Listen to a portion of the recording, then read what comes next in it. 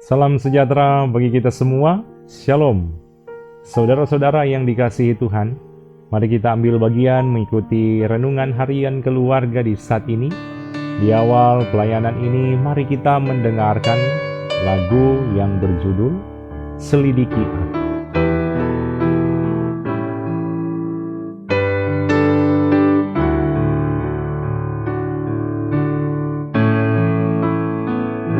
Selidiki aku, lihat hatiku, apakah ku sungguh mengasihimu, Yesus. Kau yang maha tahu dan menilai hidupku, tak ada yang tersembunyi bagimu. Selidiki aku, lihat hatiku, apakah ku sungguh mengasihimu, Yesus. Kau yang maha tahu dan menilai hidupku, tak ada yang tersembunyi bagimu. Telah kulihat kebaikanmu yang tak pernah habis di hidupku.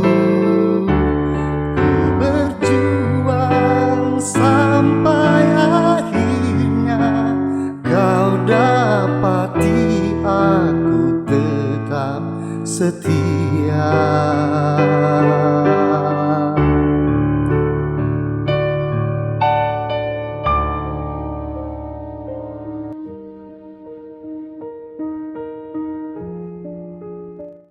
Mari kita siapkan hati untuk berdoa.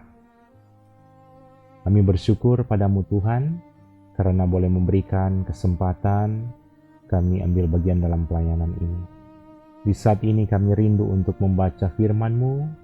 Anugerahkanlah hikmat kami boleh memahaminya dan melakukannya dengan baik. Dalam nama Yesus Kristus, amin. Yohanes pasal 8 ayat 7 sampai 8. Firman Tuhan berkata begini.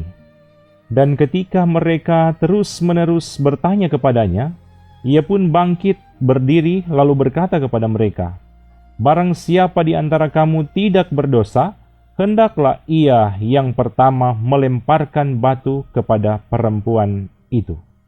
Lalu ia membungkuk pula dan menulis di tanah.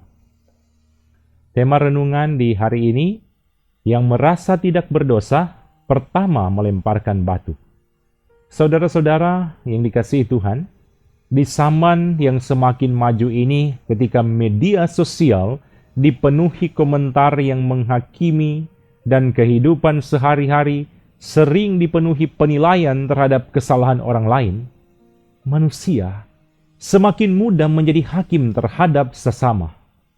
Kita cepat melihat noda di kehidupan orang lain, tapi sering gagal melihat retakan hati dan dosa di dalam diri sendiri. Yohanes 8 ayat 7 sampai 8 mengajak kita berhenti sejenak.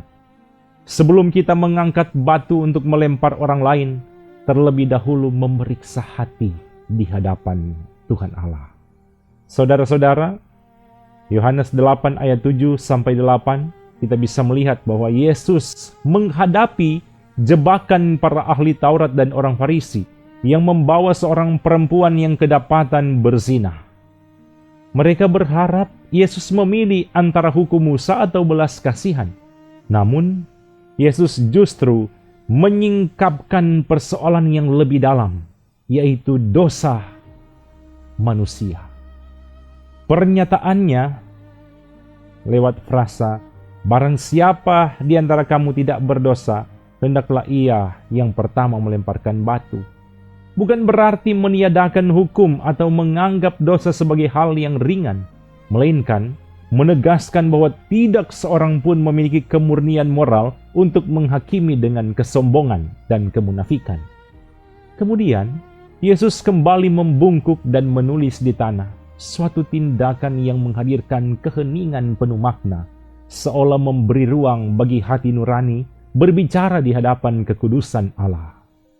Saudara-saudara, di hadapan terang Kristus, batu penghukuman menjadi jatuh, sementara hati manusia disadarkan akan kebutuhannya akan anugerah. Salib Kristus kelak membuktikan bahwa Allah membenci dosa, tetapi mengasihi orang berdosa yang bertobat. Saudara-saudara yang dikasihi Tuhan, firman hari ini memotivasi dan memberikan pengajaran bagi kita semua agar tidak menjadikan kesalahan orang lain sebagai panggung untuk meninggikan diri. Sebelum menegur, biarlah kita lebih dahulu bertanya, apakah hati kita telah dibentuk oleh kasih karunia Kristus?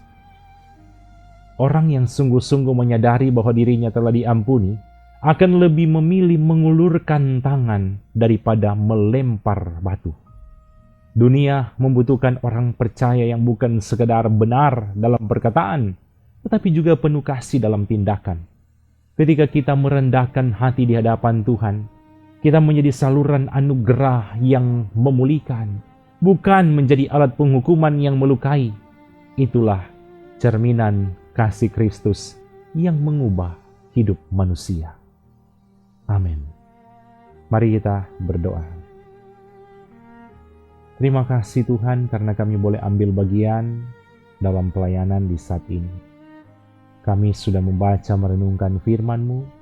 Biarlah ini boleh memberikan semangat bagi kami semua yang sudah ambil bagian dalam pelayanan ini. Biarlah firman Tuhan ini semakin memperbarui kehidupan kami semua, menjadi pribadi-pribadi yang tidak mudah menghakimi sesama kami, tapi kami menjadi pribadi-pribadi yang mengulurkan tangan ketika ada orang-orang di sekitar kami yang memiliki kekurangan, melakukan hal-hal yang tidak berkenan di hadapan Tuhan.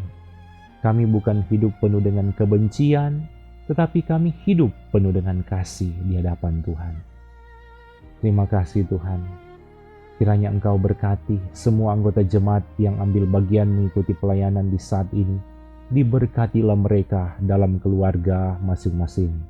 Dalam nama Yesus Kristus kami berdoa, Bapa kami. Bapa kami yang di surga, dikuduskanlah nama-Mu. Datanglah kerajaan-Mu. Jadilah kehendak-Mu di bumi seperti di surga. Berikanlah kami pada hari ini makanan kami yang secukupnya. Dan ampunilah kami akan kesalahan kami, seperti kami juga mengampuni orang yang bersalah kepada kami. Dan janganlah membawa kami ke dalam pencobaan, tetapi lepaskanlah kami daripada yang jahat.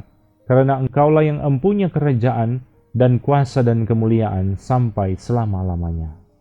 Amin. Puji Tuhan, demikian pelayanan di saat ini. Tuhan memberkati kita semua bersama dengan keluarga masing-masing. Shalom.